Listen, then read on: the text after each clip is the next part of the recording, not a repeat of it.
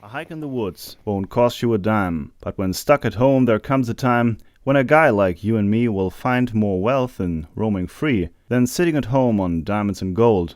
And let me tell you, truth be told, I'd rather be sleeping under a tree than being stuck in castles of concrete. And well, returning to the mundane and less sophisticated form of language referred to as prose, let me say that many of us probably have no diamonds or gold. Most probably, people are neither wealthy nor free for the most part.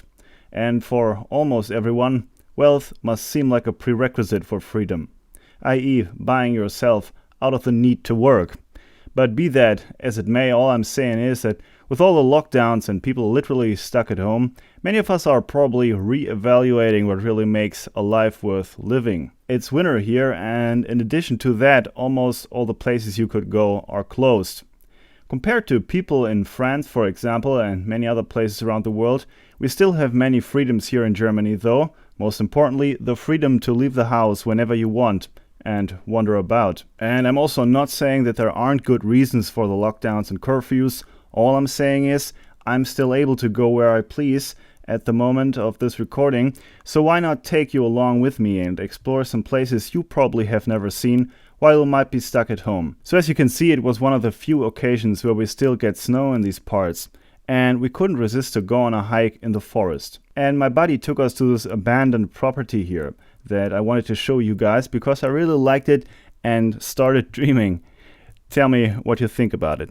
See, in these wooded hills and valleys, you find many little cabins next to creeks, ponds and lakes. The ponds are often used for small-scale trout farming. The cabins used for recreation. Some private individuals come here for logging trees. This property that belongs to some distant relative of my buddy Chris, who led us here, also has one of these little ponds, and there also is a wood cabin up there between the trees. The property and the buildings have clearly not been taken care of in many years. So let's explore this place a little bit. This building has a garage door in the front, and it looks like it was a workshop at some point. It might have been used for recreational purposes as well though. The first thing I noticed are old-style three-phase power outlets. Some parts are missing here and the ancient fuses have been removed. But for being situated in the woods, I'd say it's pretty remarkable that it had proper three-phase power at some point. The building is connected to the grid via this pole here. One would have to find out about the condition of the cable itself, but maybe the power could be re-established. Besides the obvious vandalism that has been taken place here, we can also find some plumbing in the walls. It seems like the building even had running water in the past. Someone actually put some money and work into this place. On the opposite wall we find an old wood stove that looks like it was damaged on purpose. More importantly, this little building has a chimney that the stove was connected to. Who knows how much work it would really be, but this place could have three-phase power, running water and heat. Upon leaving the main room, I find a second room in the back that can be entered through a wooden door from the outside. What might be inside? Well, it's a rusty old monster of a table saw, probably once used for making firewood, I'd imagine. And I also can tell why they needed that three-phase power, since this beast has a gigantic three-phase induction motor made by SEW, Süddeutsche Elektromotorenwerke, South German Electric Motor Works. Next to the saw blade, which of course has no guard or safety of any kind, we find an old belt. And with that out of the way, we can see that everything is still spinning freely. She might be really rusty, but I'd say she'd still run if we had power. Did I hear anyone say reparathon?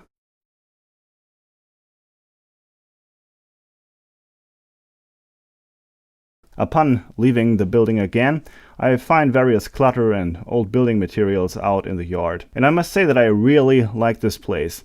It is somewhat remote, it's in the forest, but it has a patch of open land and a pond.